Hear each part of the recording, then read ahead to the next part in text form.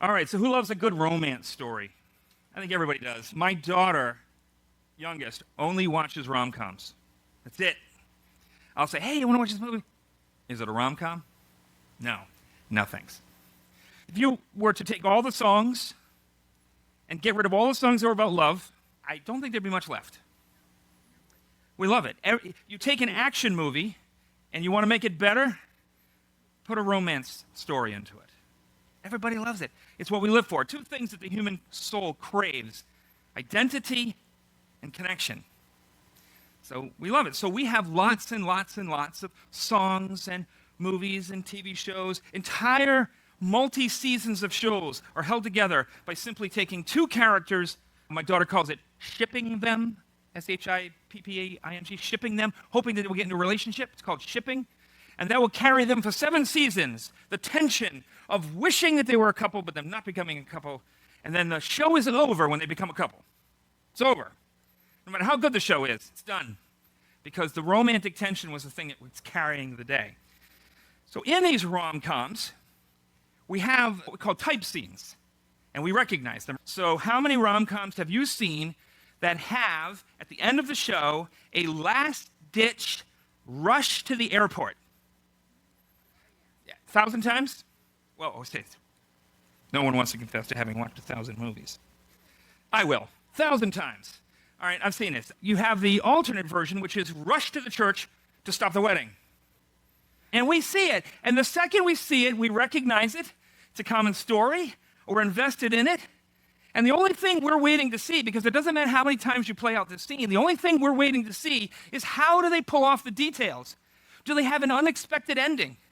Like rush to the airport and the plane's already gone. Or rush to the airport and you get a chance to make the public confession. Someday I'm going to go to an airport and I'm going to borrow a microphone and I'm going to make a public love confession to some fictional people just to see how people react. Because in rom-coms, they're always like, oh, we love it. One of the reasons we love them is when they replicate things that we love, things that we want. This is not a romance one, but I want to just to say, how many shows, TV shows, movies have you seen in which a teenager has a party that gets out of control and they destroy the place? All right, now let me ask a question. How many people have actually been to one of those parties? Anybody? Actually seen, okay. I've actually had it happen. My sister-in-law's younger sister, her parents were away on a vacation and she didn't want to go, so she stayed with a friend. But on the last night before they came home, she asked if she could have a couple girlfriends over. And me and my brother and my wife and his wife went out for dinner. And we were thinking about going someplace special for dessert. And she said, I got a bad feeling. I think we need to swing by the house. Now, by the time we got there were 10 guys in the house. And my brother and I, at the time, I was very young. I got married when I was 21. At this particular time, I was 22. We had been in an outrageous weightlifting program. So instead of being like this, I was like this. And so we're tossing these 10 guys. And then we found out that a party up the road had broken up, and they were all coming to this house. So me and my brother, like literally over 100 people were on their way. And someone had called her to warn her that they're all coming to your house. So me and my brother are like, what do we do? And so we're standing outside as they pull up, and my brother says, the first person to get out of the car and give us lip, we trash them. And then no one else will bother us. And so we just stood there like, take off our shirts, go down to t-shirts, make sure we're flexing in the driveway. This was a terrible scene. A few people gave us lip, and my brother was like, who was much taller than I am, keep moving, buddy. You're going to pay a price. And they're like, and they drive away. But I've seen it. And one of the reasons that the scene plays so well is because we've all seen it. It's like, yeah, that's the way life goes. What if I told you that John chapter 4, which we just read, the woman at the well, is a type scene of a famous romance story in the ancient world? It's actually an adaptation of a common romance story. They look a little different than us. Their lives are a little different. So everything happens a little different. But the wells were the single bars of the ancient world. See what this one's drinking. She's in church. She wanted to make sure she didn't offend anybody. So we gave her a Coca-Cola. But given the way the ancient world functioned, you had very little access to young girls if you were a young man. Almost none. The only time that there was room for any kind of canoodling, I had to work deep to find that word. Only time there was any room for any canoodling was once a day when all the girls from the village, because it was their job to do it, went to the local well to draw water. Everybody has to be at the well, and this is the place where you've got an opportunity to kind of chit-chat a little bit without having mamas watching over the girls to control every aspect of their existence, because a bad reputation will ruin your whole life. And so you got to control every contact that they have with the opposite sex, because if a rumor starts, your child is finished. Now, just off the top of your head, how many times in the Old Testament can you recall something important happening at a well? Jacob, Moses, 5. We got 5 here. Yes, 5. 5 in the Old Testament. And we're going to go through all 5 of them. This is why Melody said this is not fair to them. But we're going to go through all 5 really quick. So let me first summarize the way the story goes. All right. The story is called Foreigner at the Well. That's what certain scholars have labeled it. So trouble sends a single person roaming. Something bad happens to you. And this is really important for the story, because the person that's on the move is in trouble, grave difficulty. And while they're out, they're wandering in parts unknown, been driven out of their home. They stop by a local well, which is basically what you have to do unless you want to die. They stop by a local well, and while at that local well, they bang into someone from the opposite sex. It's usually a guy traveling, running into a woman at the well, because that's what the women did. This once a day, they all go to the well. You run into a woman at the well, romance blooms, and you find your spouse, through whom you change the world. This is the glory of the story.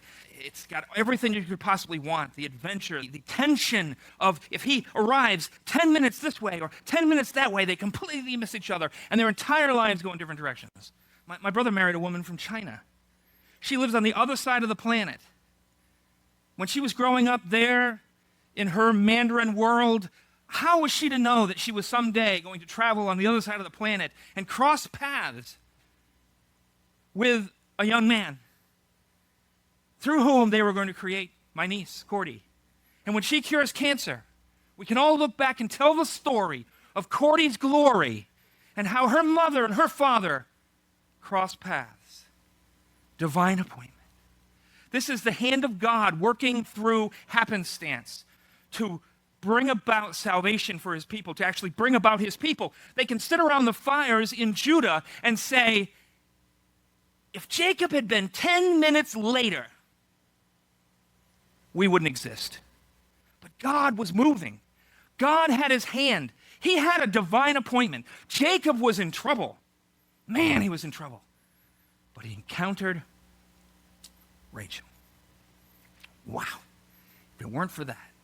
When my parents had one child, my older sister, they had a little candy apple red Volkswagen Beetle. And they're driving to Newport one day, and a car comes across the highway going in excess of 100 miles an hour and nipped, literally pinged my father's back bumper. 1/4 of a second later, if he had been behind by 1/4 of a second, I don't exist, and you wouldn't have to listen to this sermon. You can thank heaven or shake your fists, whatever it is. All right. But this is the impulse of the story. You're going to change the world, God working through happenstance. So let's go ahead and take a look at our stories. This is the classic version of the story. It's not the first one we find in the Bible. The first one we find in the Bible is an alteration of the story, but we'll start with the basic thing. Jacob flees his father's house in the face of his brother's murderous intentions. He heads out that way. His family is over there. And he makes his way to this well, and he's waiting there, and these shepherds come, and he's asking the shepherds, hey, you ever hear of a guy named Laban? And they're like, yeah, and his family. And what do you know? Here comes Rachel, his daughter, right now. By the way, in Hebrew, that's really, really funny. What they say to him is hilarious, because Rachel means a little lamb. And the word for, like, here she comes is ba. So I promise you, they go, lamb, ba. That never gets old. And she's like, they do the lamb joke again. Yeah, but he'd never heard it, so it was good. New audience for this. So he's in his mother's country. He goes to the well. Now, when he sees her, he is so overwhelmed. She is, wow. He goes up to her. He begins to weep. There's all this terror, all this terrible emotion. The flight from his brother, the loss of his home, loneliness being on his own. He stops by this well, who happens to be the very one that she's using. At the very moment that she's coming, he weeps, and he goes up, and it's very unseemly. In modern days, we're just like, no big deal. When I was a teenager, my friends bet me $5 I would not walk up and kiss a strange girl. So as I walked up to her, I said, please don't slap me. My friends bet me $5 I wouldn't kiss you. And she went, cool. Changed my life that day. No, but she wanted half the money. Anyway, but he walks up, he sees her, he is dazzled, he is blown away. So he goes up and he kisses her right on the mouth. This is like shocking behavior, but his emotions are just overflowing. The relief, God has guided him. He went out that way, and God led him to just the right place at just the right time, to meet just the right person. And through her, and through this situation, through this meeting, Israel comes to be. Now he is going to prove himself, because this is all part of the story. He is a manly man. Now the shepherds are all waiting until everybody's there to pull the stone off the well, because you don't want the sun shining in the well and drying it up, because it seeps. So you don't want it to dry up from the sun, so they're waiting. And he's like, you need a bunch of men to pick up this stone? Yeah, we got to wait till we got enough people. I will show you. I am mighty man. I pick things up, I put them down. And so Jacob's going to go, he moves the stone. And he waters her sheep. This is her job. But this manly man who can toss this stone waters her sheep. This is important.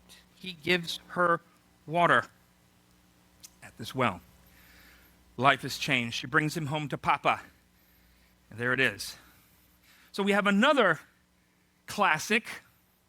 We find a situation with Moses. Moses, who has come into his own as a would-be leader of the Hebrew people, has killed an Egyptian slave master. He's on the run from Pharaoh, who wants to kill him, and he headed out that way. And he wanders by a well where a Midianite priest's daughter and her sisters brought their sheep. And the men shepherds who are there have come, and for one reason or another, these men are giving these little ladies a hard time. Maybe driving them off so, you can water your sheep when we're done, or whatever, or just like walking by a construction site. I never understood that. I think women are pretty beautiful, but I've never had the temptation to stand there on a street corner going, hey, baby, hey, how you doing? But maybe that's what they're doing to them. One time, me and my friend were walking down the street, not late at night, but it was dark, and there's these two girls working on the other side of the street from us, and we're almost equal to them going in the same direction. A car drives by, and when they drive by, they scream obscenities at these girls. Now, by the time they turn around, the car is gone, and I'm the only thing they see. So they begin to shake their fists at me and swear at me, until my friend leans out around me and goes, what's going on? And they see my friend, And it goes from to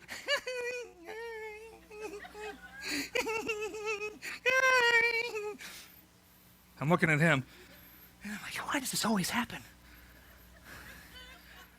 Throw rocks at me, my friend shows up, and they're all butter, melting in the sun. All right, there it is. But they're harassing these women, and Moses, the mighty man, and he is a mighty man. He's a leader of the Egyptian government. He is the adopted son of Pharaoh. He is trained in every type of military warfare. This guy is no slouch. You don't want to mess with him. He's already killed in hand-to-hand combat a leader of the Egyptian slave forces. So he shows himself to be the tough guy. And he fights off all these shepherds, teaches them a lesson to respect a lady. And then Zipporah's like, you want to come? So he goes, she takes him home to daddy. They get married. Now, a situation is going to arise after they have a couple kids where Moses is not going to circumcise his children like he's supposed to. Now, there's a whole bunch of stuff that's going on here. But God, without getting into details, God's upset that he is going to honor the covenant of the people to bring them out in the name of that covenant, but he refuses to bring his children into the covenant through circumcision. So God rises up against him because he refuses. This is like, I won't do it. You can't make me. Rises up against them. Zipporah steps in. She performs the circumcision. She saves Moses' life. So no Zipporah, no Moses. So they change the world through this amazing thing. Now, what does Moses do after he fights off these shepherds? He waters her flocks. He pours out the water from this well and gives the water to all of her flocks. Now we have another one. One foreigner at the well with a twist. No? Yeah. I thought that was a good one. Remember I said wells, the single bars of the ancient well? Humor is a very personal thing. All right, so this is the story of Isaac. And this goes a little different because in this one, Isaac's mother has died. Now, this is very important because he does not have a bride yet. Now, in the ancient world, it's very customary. This is also the case when I was in India. I talked with my faculty a lot about everything I could about the world. And I said, what do you do? I said, these arranged marriages, how does this work? And he goes, when a young man believes that he wants to get married, he goes to his mother. I said, the mother? Yes. The mothers are the primary movers and shakers in the arrangement of all the marriages.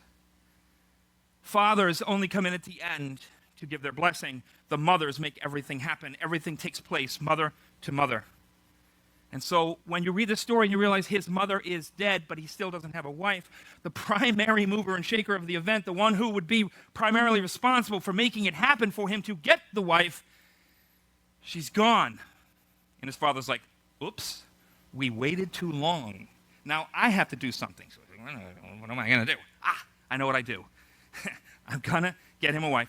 And so he goes to his servant. Everybody assumes that this is Eleazar. It probably is Eleazar, but it doesn't actually say that in the text. And it says, pre-wedding to-do list. Send servant, get Isaac a wife. Load camels with goodies, pray a lot. And the bottom line, you can't see it but his hand's in the way, it says, test her character. And so this time he says to the servant, look, you're going to go back to my people. I don't want him taking a wife from these pagan people around here. I want someone that's a little bit more culturally like us. And so you go that way to my family. And again, so he's in trouble. We need a bride. And the normal mechanisms for getting this bride are gone, and they're far away from home, and the only brides that they might even work anything with are not suitable. So they send him out that way. And he goes. And he comes up to a well, and in this one, what is normally assumed, which is that the hand of God is moving through circumstance and happenstance to bring about his purposes through his suffering servant, is made explicit because he prays to Yahweh again and again. Oh, give me success. Help this work out. The entire future of my master, his whole home, his everything is depending on this working out. Bring me to the right woman. Lord, let me lay out a fleece. Let the woman that I say, give me a drink. That sound familiar to anybody from John 4? It's actually a quote. will that be the one that I say, give me a drink, that she doesn't only give me one, but she waters all my camels too. So he's sitting there waiting at the well. The women come. Rebecca is there. Wow, she's gorgeous. And he says, give me a drink. She says, oh, sir, please, let me get you a drink, and then I'll water all your camels.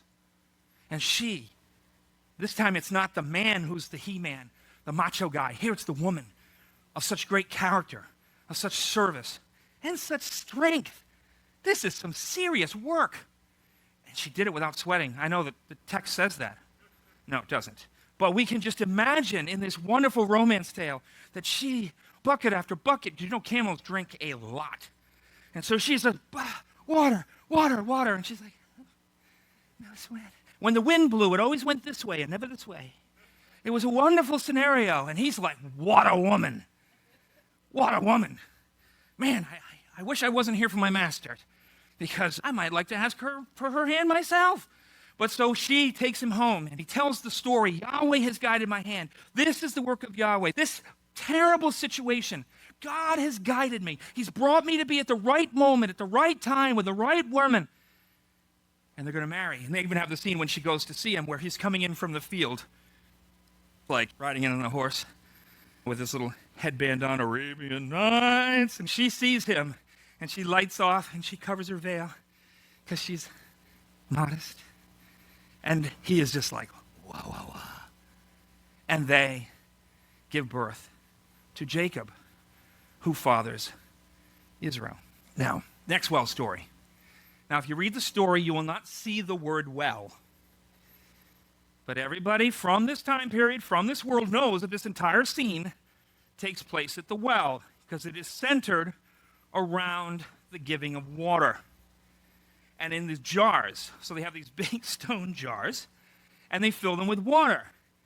And you're not going to take the stone jar, which weighs more than your car practically, and carry it around. When you want water, you go to the well, and he has already had a whole bunch drawn, so they don't need to waste any time doing it. It's already been laid out, his men. And so here it comes Boaz. Ruth has, literally it says, she happened upon a field that just happened to belong to Boaz, who just happened to be the near relative, the single Goel, the single kinsman redeemer in whom the hope of her entire family rests. She happens to be on his field at just the right time, taking a break, so much so that when Boaz sees her and goes, wow, asks his guy, what's this? What's this? And he's like, oh, yeah, that's Ruth, the Moabitess. Let me tell you, what a woman. She's been working hard all day. This little break she's taking is just a bitty little thing. Just a bitty little thing. And he goes up to her, he goes, how's my breath? Okay. Hey, how you doing? And he says, when he gives her water, he says, when you're thirsty, I want you to drink from the water that my men have drawn for themselves. And when you're hungry, here, these guys have made lunch. Here, have some of their lunch. Here, have some of this. And then he tells his men, look, when she's gleaning, nobody touches her. And if she comes behind you, I want you to start dropping stuff for her. And so a friend of mine in India used to do this for a living. They were very poor. The only reason they survived is because they did exactly what they're doing, is they would glean behind the gleaners. They'd pick up what is scrubs. And I asked him, I said, okay, based on how much wheat she got, was that a good day? He goes, that was an incredible day. You could never hope to get that much in a day. But she does, because he's dropping them. And he says, look, when this harvest is over, I want you to stay with my men, stay with my girls. You go with them. You go with my girls. Don't be some stranger here picking. And man, she comes home, and when Naomi sees this, she's like, oh, what? Look at all this. How did you get all this? I met some guy named Boaz. Boaz? This is quite the... So Boaz, the righteous man, at a time in the world where every man did what was right in his own eyes, Boaz, the righteous man, takes water and pours it out to this woman. Again, going to be important for John 4, the giving of the water. In each case, the giving of the water. All right, they're going to get married.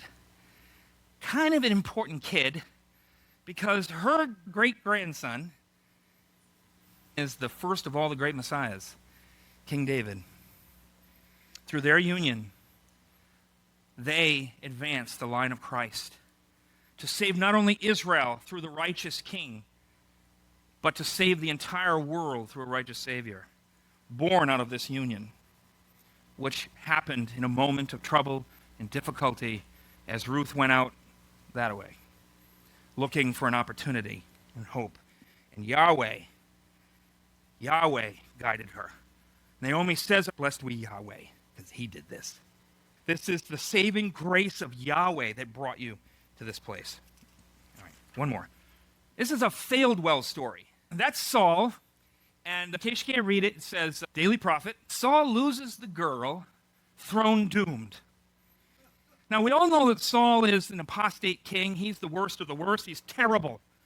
And people will often, and I've seen whole lists of what were all the signs that he was doomed. And they usually start, oddly enough, not with him hiding in the baggage, which people say, well, that was a mark of humility. No, it wasn't. You want to know what humility was? When David said, Yahweh has delivered me from the hand of the lion and bear, and he will deliver me from that Philistine too. That was humility. Hiding in the baggage was a sign that Saul believed that his kingship rested in his own capacity, and he didn't feel able to do it. And so, sensing his own inability for the moment to do what God had called him to do, he hid. And sometimes they still don't say that's the worst one. They say, oh, it's chapter 13 when he takes over Samuel's position as priest and offers a priestly sacrifice when he's not supposed to. That's the first sign of his doom. No, it's not that. It's not the bad vow that he makes that limits the success of the army and almost gets his son killed. It's not that. It's not his failure to kill the Amalekites when he's supposed to kill the Amalekites. The first sign of doom for Saul is a failed well scene. Because in this well scene, the hero finds the woman through whom he will change the world. And Saul comes to the well. Now what happens? His family loses their donkeys. He and his servant head out that way. They're scouring the mountains in strange territory. They swing by a well, and they're too early. Girls aren't there yet. They're coming, and they're going to be part of the story. In fact, they're part of the story on purpose. Did we have to mention the girls coming to the well? No. But if you want it to be a well scene, you better mention them. Basically, they don't know what to do, and the servant goes, hey, look, I hear the prophet Samuel lives somewhere around here. I bet you if we give him some money, he'll tell us where the donkeys are. What does that suggest to you about his understanding of God and the prophetic gift? He's going to buy the prophetic gift? Simon in the New Testament is cursed forevermore because he wants to sell it. What do you think he can do to the guy that tries to buy it? And so they say, yeah, let's go find him. And as they're leaving, the girls come. And the girl that he meets, because he's going to talk to one in particular, it's like a whole gaggle of girls, the girl that he meets. Now, because remember, it describes Saul in this story as a head taller than everybody else and very handsome. So he's Mr. Hunka Hunka. And he's coming through. Hey, ladies. How you doing? And they're like, this is in Hebrew. I'm just going to imitate the Hebrew of this girl. The Hebrew is all beep, beep, beep, beep, beep, beep, beep, beep, beep, beep, beep, beep. She is overwhelmed. I mean, it's very emotional. She says, oh, what a hunka hunka. And she's like, this is not a good sign. To be a chatterbox was not considered dignified. To be a flirt was not considered dignified. So he arrives at the well too early, makes a really bad plan to buy a prophecy, and leaves the well before the women have shown up. And when he does finally meet one of the girls who's coming, she is a person who would be considered of low character, being almost overwhelmingly flirtatious with him because he's such a good-looking guy. And she tells him what direction to head in. And he goes off, and his chance encounter, not the chance encounter at the well, but his true chance encounter that's going to change the world, is that he bangs into Samuel, who's also coming out this way. And when Samuel sees him, the Lord says, this is the man who will, that word that he uses. Some translations say, rule my people, lead my people. You know how there's a lot of words for a single thing that can be good or bad? If we wanted to say, what's a bad word for leadership? A word for a leader that would suggest that he's not a good leader. Oppressor? Dictator? Those are words for leaders that don't taste well in our mouths. The word he uses in Hebrew to describe the leadership that he will have should be translated with something akin to oppress, dominate. Because this is exactly what the prophet has promised the people is going to happen when they get a king. You're going to get a tyrant.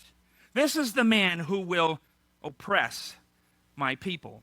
So the first sign of failure for Saul's kingship happens at a failed well scene. Remember, they know these stories. They know how it's supposed to go. And when it doesn't go that way, you go, ooh, that was bold. So let's go ahead and look at John. Now, before I do, anybody know what this game is? This is from the game called Outburst. Fun for the whole family. Now, in this game, you have these cards like this. It looks like it's all red, but there's actually blue in there. But you can't see the blue unless you have one of these. When you have one of these, when you slide it in, boom, oh, now you can read it. The blue comes out. So what I'm going to suggest is it looks like this. Boom. Now you can see it, and that's what mine looks like. Only it's got a different card. This one is things people do while driving. Command you give a dog. So what I'm suggesting is, what we've just done with the well stories of the Old Testament is that device. It's going to allow you to see something in the John story that is not apparent to you when you read it without. And that is, this is a romance tale. But it is a romance tale raised to the spiritual level. Now, what are the important themes in all these stories that we've seen thus far? Trouble. The hand of God moving sovereignly to create a divine appointment when you're at your lowest, to bring you to a place to become the person that he means for you to become so that you can change the world. When I was teaching high school, I would always ask my students, so what do you want to do? And every single one said the same thing. I want to make a difference. I want to change the world.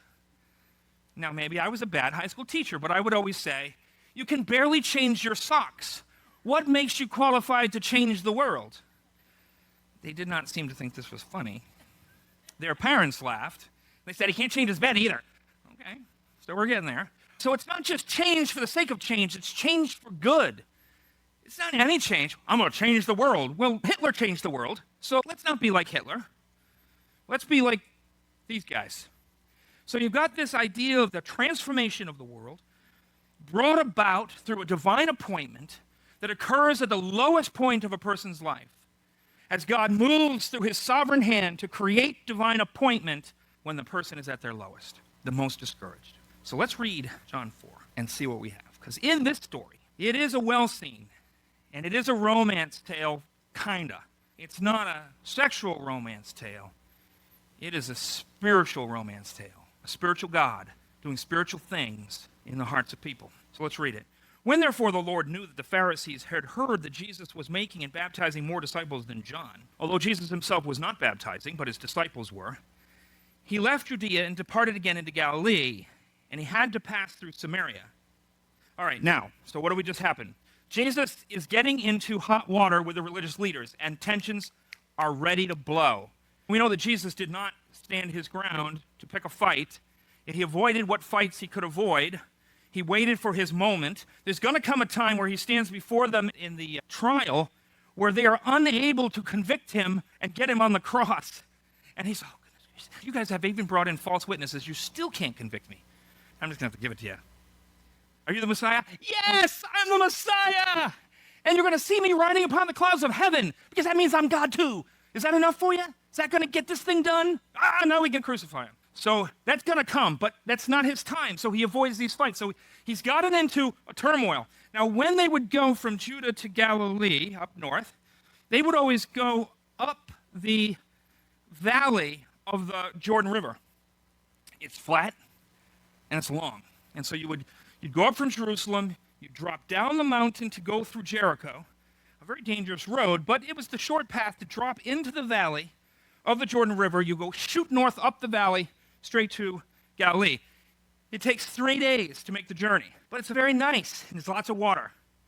If you want to go faster, and you don't mind how difficult the trip is, you go the way Jesus goes, which is you go up the other side. Instead of going up here and going up the valley, You go up here and you go through the mountains. And it's up and it's down.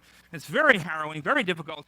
And you have to go through Samaria. And you might guess the Samaritans and the Jews didn't get along very well. They have a long history together, which this woman is going to bring up. And he goes through this tough time, and he stops by at this well. So he came to a city of Samaria. So he's gotten in trouble, and he's headed out that way. And he had to pass through Samaria, so he came to the city of Samaria called Sychar, near the parcel of ground that Jacob gave to his son Joseph, and Jacob's well was there. Jesus, therefore, being wearied from his journey, was sitting by the well. It was about the 6th hour. High noon, really not a good place. Now, you better believe it that when the women took their daily trip to the well, they took it at just the right time. They knew when to go and when not to go. You don't go at high noon. I was out there with 30 other people, and we happened upon a broken down wall, and it was almost high noon, but the wall was casting about a 6-inch shadow. 30 grown adults were fist-fighting each other to get into that shadow. They're hiding. The sun was so intense. It was 120 degrees. We wanted to die. So he's tired, and he's hot, and he's sitting by the well. There came a woman of Samaria to draw water. Why would a woman come alone to draw water at the worst possible time to come? To avoid everybody. And she is alone. They do not travel to these wells alone. It is a very dangerous world and a very dangerous place. You do not want to be caught out and about. You travel in groups. And so the women always travel together for mutual protection. But she is alone. She is not in cohesive union with the community. And we're going to find out why in a minute. But this is a telltale sign. Bad scene. Bad scene. So Jesus said to her, "Give me a drink." This is exactly what Isaac's servant said to test Rebekah's character. And he said, "Lord, let it be that the woman you've chosen, a woman who's hopefully going to be a wonderful character, when I say give me a drink, she waters me and all my camels." And Jesus says, "Give me a drink." And she says, "Up your nose with a rubber hose, Jew boy." This is going well. I know that a lot of really great romances start with this kind of natural tension, but this is seeming a little over the top. He said to her, "Give me a drink," for his disciples had gone away into the city to buy food. The Samaritan woman therefore said to him, "How is it that you, being a Jew, ask me for a drink, since I am a Samaritan woman?" For Jews have no dealings with Samaritans. Remember, John's writing much later. John's writing right around 100 AD, about maybe 70 years after this story has taken place. He's writing into a different Roman community. They don't know all the technicalities of who's who and who doesn't get along with each other, so he sticks this little word in here, just so you know, these two people, they don't like each other. Jesus answered and said to her, "If you knew the gift of God," spiritual problem, spiritual gift. I am the gift of God. If you knew the gift of God and who it is who says to you, "Give me a drink," you would have asked him, and he would have given you living water, like Jacob, like Moses, like Boaz. She said to him, "Sir, you have nothing to draw with. The well is deep. Where do you then get that living water?" Oh, by the way, living water was a common phrase for a well that was connected to an underground spring or spring water. Any spring water, any moving, naturally flowing water. Some of these wells tapped into underground springs, and they called it living water. This is one of those wells. So she's not going to at first be shocked by this phrase, living water. That's what they call the best of the best in the wells. And he's at one of these wells. Where you're going to get this living water? You're not greater than our father Jacob, are you? Who gave us the well and drank from it himself and his sons and his cattle. Always remember that when you're reading about anything that happens later in the Bible. Every single significant event that ever took place at any place in the Bible, the New Testament people remember it, and they know they're standing there. That's why we travel there. It's really cool to stand on the beach and go, Jesus preached here. So she's sitting here at this well going, Jacob gave us this well. Remember, the Jews don't embrace them. The Jews don't accept them as Jews. As worshipers of one true God, they are a rejected people. But she is reaching back to their heritage, that shared connection. She's proud of it. Jacob gave us this well. He drank from it himself. Are you better than him? You of the Jewish people who don't accept us or embrace us in any conceivable way, who say that we're not righteous enough for you, that we're not true enough for you? Jesus answered and said, everyone who drinks of this water will thirst again, but whoever drinks of the water that I shall give him shall never thirst. But the water that I shall give him shall spring in him a well of water, springing up to eternal life. Spiritual problem, spiritual gift, spiritual water, spiritual spring. bringing into spiritual life. He said to her, "Go call your husband and come here." The woman answered and said, "I have no husband." Jesus said to her, "You have well said, I have no husband." You remember how in times in the Old Testament, like when God's moving in the garden, he says, and it's like, "Where are you?" Do we really think God doesn't know? God knows exactly what's going on. These questions are often meant to create a scenario and a situation. So he creates a situation by saying, "Where are you? What's up?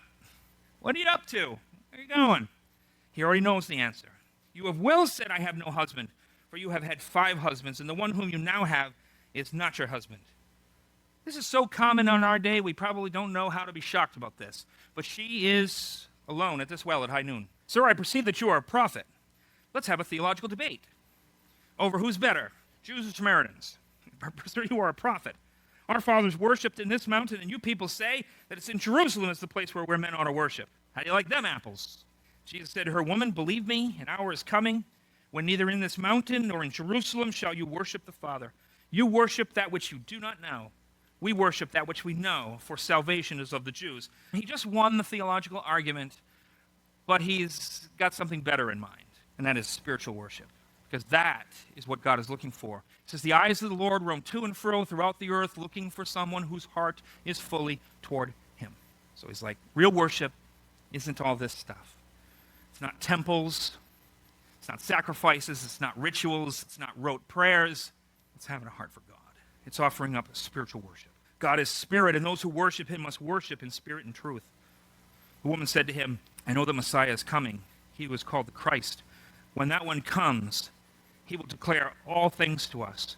And Jesus said to her, "I who speak to you am he." Now, if you read the Gospels enough, you'll realize that Jesus does not reveal himself as Messiah to his disciples for a very long time. But to this woman, in private, in a foreign city, at this precious well moment, he tells her his true identity. He tells her who he is, reveals himself to her. And at this point, his disciples came and they marveled that he had been speaking with a woman. And yet, remember, this is like, you don't do this. This isn't, especially they were there alone. This is not a good scenario from a cultural situation. No one dared say to him, "What are you doing? Why do you speak with her?" So the woman left her water pot and went into the city and said to the men, "Come, see a man who told me all the things that I have done. This is not the Christ, is he?" They went out of the city and were coming to him. In the meanwhile, the disciples were requesting him, saying, "Rabbi, eat." But he said to them, "I have food to eat that you do not know about." Spiritual pride. So spiritual problem, spiritual gift, spiritual water, spiritual spring, growing into spiritual life, spiritual worship, a spiritual bride. He has won her. She is his. And she's gone out to bear witness and testimony to him. And now a spiritual food. "I have food to eat that you do not know." The disciples therefore were saying to one another, "No one brought him anything to eat, did he?" And Jesus said to them, "My food is to do the will of who sent me and to accomplish his work. Do you not say, there are yet 4 months and then comes the harvest? Behold, I say to you, lift up your eyes and look on the fields. They are white to harvest." Because the people from the city are coming out to Jesus because of the testimony of this woman. The words that are used to describe her going is the roots of our word apostle. The disciples, when they go out, become apostles. You want to know who the first apostle was? Her. Second apostle, the man that's cured of the legion of demons, who was sent throughout the Decapolis to bear witness of the power of God working in his life. After this spiritual marriage, this spiritual union, she goes out to bear witness, and they bear spiritual children who come as a white harvest needing reaping. They're playing with their metaphors here, but we get the point. Behold, lift up your eyes and look on the fields. They are white for harvest. Already he who reaps is receiving wages and is gathering fruit for eternal life, that he who sows and he who reaps may rejoice together. For in this case the saying is true, one sows, another reaps, and I sent you to reap for that which you have not labored. Others have labored, and you have entered into their labor. And from that city many of the Samaritans believed in him because of the word of the woman who testified, "He has told me all the things that I have done." So when the Samaritans came to him, they were asking him to stay with them, and he stayed there 2 days. And many more believed because of his word. And they were saying to the woman, "It is no longer because of what you have said that we believe, for we have heard for ourselves and know that this one is indeed the Savior of the world." Does it sound a little different looking at the story through the images of the well scene? I hope so, because otherwise, nobody was right. So what do we have? What's our point here? The story is working a common paradigm of the wedding, of the creation of a family, of the building of a home, of the transformation of the world, of the sovereign hand of God working in your life at your lowest possible moment.